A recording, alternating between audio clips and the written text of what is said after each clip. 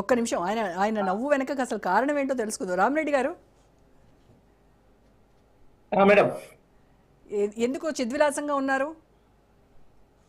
ఇప్పుడు జగిత్యాలకు ప్రజలు తరలి వచ్చారు అంటుంటే నాకు ఆపుకోలేని నవ్వు వచ్చింది. ఎందుకంటే దాని మీద కవిత ఏమన్నది అంటే, 1000 ఏళ్ళైనా వీళ్ళు మారరు, ఓటమికి ఆత్మవిమర్శ చేసుకోకుండా ప్రజలు ఏదైతే తప్పునే నేను ప్రజలనే దూషిస్తారు, 75 ఏళ్ల ముసలాయనతో వీళ్ళు ఏది పునర్జన్మ యజ్ఞమా అని కొన్ని మాటలు అన్నది కవిత, కేసీఆర్ బిడ్డనే, ఏది జగిత్యాల మీటింగ్ గురించి. సో ఈయన అంతమంది తరలి వచ్చిందంటే కవిత కామెంట్స్ గుర్తొచ్చి నాకు ముసిపిసి నవ్వులు వచ్చినాయి. ఎక్కువ నవ్వుని దగ్గర బాగా వచ్చింది కానీ ఎక్కువ నవ్వుతే బాగుండదు కానీ కంట్రోల్ చేసుకున్నా. మధ్యాహ్నం రాలే. Okay, right. రామరెడ్డి గారు, నా క్వశ్చన్ ఏంటంటే, కమిషన్ ఏర్పాటును హైకోర్టు తప్పు పట్టలేదు, కానీ నివేదిక ఆధారంగా చర్యలకు స్టే ఇచ్చింది అని కాంగ్రెస్ అంటా ఉంది.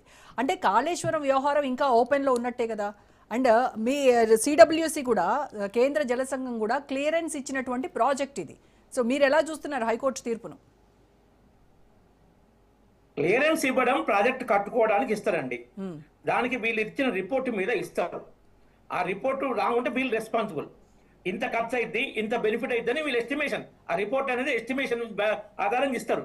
తర్వాత ఈ క్వాలిటీతో మేము కడుతున్నామంటారు, తర్వాత కట్టేది వేరే క్వాలిటీతో ఉండొచ్చు. క్లియరెన్స్ ఇవ్వకపోతే తెలంగాణకు నీళ్లు ఇవ్వకూడదు ఖర్చుతోటి ఆంధ్రాలో చంద్రబాబు నాయుడు గవర్నమెంట్ వీళ్ళు ఎన్డీఏలో ఉంది కాబట్టి క్లియరెన్స్ ఇట్లా బదనాం చేస్తారు. వీళ్ళు ఆ కండిషన్, టర్మ్స్ అండ్ కండిషన్స్ ఉన్నప్పుడు క్లియరెన్స్ ఇస్తారు. క్లియరెన్స్ దగ్గర ఏమైనా పొరపాటు ఉంటే వీళ్ళు క్వశ్చన్ చేయొచ్చు. ఎవరైనా బీఆర్ఎస్ అని క్వశ్చన్ చేయొచ్చు, కాంగ్రెస్ అని క్వశ్చన్ చేయొచ్చు. కానీ ఏంటంటే ఒక కాళేశ్వరం ఇచ్చే కాదు కదండి. ఏ కేసులోనూ ఇప్పటి వరకు ఏమీ జరగలేదు. ఈ ఫార్ములా రేస్ కానీ, ఫోన్ ట్యాపింగ్ కానీ, దేంట్లో వీళ్ళు బీఆర్ఎస్ వాళ్ళ మీద చర్యలు తీసుకోరు. ఇంత దోపిడీ జరిగింది. అప్పుడు తెలంగాణ, ఆత్మహత్య తెలంగాణ, తాగుబోతుల తెలంగాణ అయింది. ప్రజలు భరించలేక కాంగ్రెస్ మీద ప్రేమతో కాదు, కేసీఆర్ మీద ద్వేషంతో కాంగ్రెస్ గెలిచింది. అందులో బూటకపు హామీలు కూడా చాలా ఉన్నాయి. 6 గ్యారంటీలు, 420 హామీలు, డిక్లరేషన్లు, రకరకాల డ్రామాలు చేసి ఇంకా అంతకన్నా ఘోరమైన ఇంకోటి ఏంటంటే వాళ్ళని ప్రజలు తప్పుతో పట్టించింది. బీజేపీ బీఆర్ఎస్ ఒకటి అని భయంకర గోబల్స్ విత ప్రచారం. బీఆర్ఎస్ ఓడగొట్టాలి, కవితను అరెస్ట్ చేయాలంటే అది ఏజెన్సీస్ చూసుకుంటాయి. తర్వాత అరెస్ట్ కూడా జరిగింది. అక్కడ జడ్జిమెంట్ కూడా అన్ని ఆధారాలున్నా, ఢిల్లీ లిక్కర్ కేసులు అన్ని ఏం లేదని వచ్చింది. ఇవాళ కూడా కాంగ్రెస్ అదే మాట మాట్లాడుతూ ఉంది. బీఆర్ఎస్ బీజేపీ రెండు ఒకటే అని అంటా ఉంది. ఎందుకనంటే మరి 48 గంటల్లో మాకు అప్పచెప్పండి, మేము అంతు తేలుస్తామని అన్నారు కదా. సిబిఐకి ఇచ్చిన తర్వాత మరి ఇన్ని రోజులైంది, ఏది దాని సంగతి ఏమైందండి? ఇది సరిపోదా మీ ఇద్దరు ఒకటే అని చెప్పడానికి? సిబిఐకి రెఫర్ చేసిన ఓన్లీ మేడిగడ్డ బ్యారేజ్ చేస్తూనే దాంట్లో ఫార్మాలిటీస్ ఉంటాయి. స్టేట్ గవర్నమెంట్ సిబిఐకి ఆ ఫార్మాలిటీస్ కావాలని కంప్లీట్ చేయాలి. రిటర్న్ సిబిఐ అడిగింది మీరు ఈ ఫార్మాలిటీస్ కంప్లీట్ చేయాలని. ఒకటి. రెండో అంశం, సిబిఐకి వెళ్ళింది అనగానే తెల్లారే హరీష్ రావు, కేసీఆర్ హైకోర్టు వెళ్ళి స్టే తెచ్చుకోడు, ఎలాంటి యాక్షన్ తీసుకోకూడదని. తెల్లారే సిబిఐకి September 3 నాడు ఇస్తే September 4 రాసి. ఎందుకంటే ఈ కాంగ్రెస్ గవర్నమెంట్ లో ఉంటే వాళ్ళేం తీసుకోరు. ఇంతకుముందు ఈ విజయ మాల్యా, నీరవ్ మోడీ వీళ్ళంతా కాంగ్రెస్ గవర్నమెంట్ లో పాల్గొలే, లలిత్ మోడీ వీళ్ళంతా. ఎప్పుడైతే బీజేపీ వాళ్ళు మోడీ వచ్చి అబ్బో మా మీద చర్యలు ఉంటాయి. కాంగ్రెస్ మాత్రం కుమ్ముక్కైందేనా ఏం చర్య ఉన్నారు. ఇప్పుడు వీళ్ళు కూడా ఈ ఘోష్ కమిషన్ ఏం వేసిన, కమిషన్లు ఎందుకోసం వేసినంటే కమిషన్ల కోసం వేసారు. అది సోనియా గాంధీ చెప్పేది ఏంటంటే, సోనియా గాంధీ ఆదేశాలు పాటిస్తాడు, రేవంత్ రెడ్డి ఇంట్రెస్ట్ కూడా దానికి ఉంటుంది. నువ్వు ఎట్టి పరిస్థితుల్లో కేసీఆర్ మీద తప్పులు బయటపెట్టి చర్య తీసుకోవడం కాదు. తర్వాత మాట్లాడు. బీజేపీ ఎదగకుండా చేయాలి. ఎందుకంటే బీజేపీ తెలంగాణ గెలిస్తే కాంగ్రెస్ ఓడినట్టు.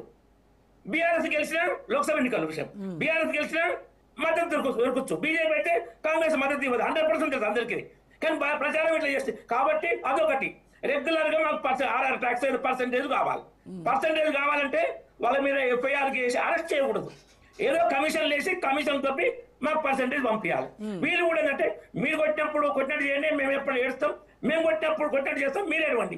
ఈ డ్రామాలు ప్రతి విషయంలో అసెంబ్లీలో నువ్వెంత నేను చాలా ఈ ఓవర్ యాక్షన్లు డూబ్లో పెట్టుకొని ఫైటింగ్ చేస్తారు. బీజేపీ మాత్రం ఎవరిని కొట్టినట్టు చేయమనట్లేదా?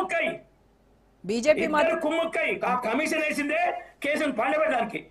రేవంత్ రెడ్డి ఓటుకు రేటు కేసు 11 ఏళ్ళు అయిందండి. 8 సంవత్సరాలు కేసీఆర్ ముఖ్యమంత్రి. అది మొగల్ రేకులు సీరియల్ లాగా నడిచింది రేవంత్ రెడ్డి కేసు. ఇప్పుడు దీన్ని కార్తీక దీపం చేస్తుండ్రు. ఎన్నోసార్లు చెప్పినాం.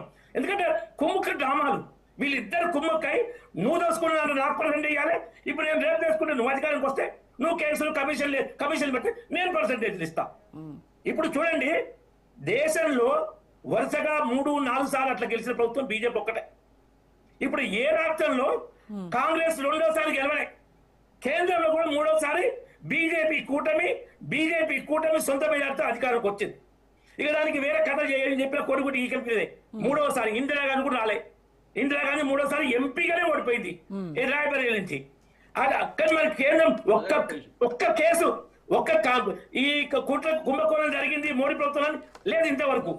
12 ఏళ్ళ దేశభక్తులు ఇక్కడ అధికారులకు వచ్చిన సరే వీళ్ళు కొట్లాడుకోరు. ఎవరు మన ఖమ్మం మినిస్టర్గా ఆయన పొంగులేటి శ్రీనివాస్ రెడ్డి, తర్వాత వరంగల్ మంత్రి ఆమె, వాళ్ళిద్దరు ఏంటంటే దేవాదాయ శాఖ టెండర్ కేసు సమ్మక్క సారక్క ఉత్సవాల్లో చేయాల్సిన పనులు దేవాదాయ శాఖది నేను చేయించలే, నా మనసుకి ఇవ్వాలని ఆయన ఇవ్వాలంటే ఆయన డిపార్ట్మెంటే మార్పించుండు. దేవాదాయ శాఖ పనులు మన ఆమె మార్పించుకొని వాళ్ళు మన మీటింగ్ లో పోట్లాడుకుని నా పర్సెంటేజ్ నీ పర్సెంటేజ్ అని. ఇది బహిరంగానే అందరూ తెలుసు.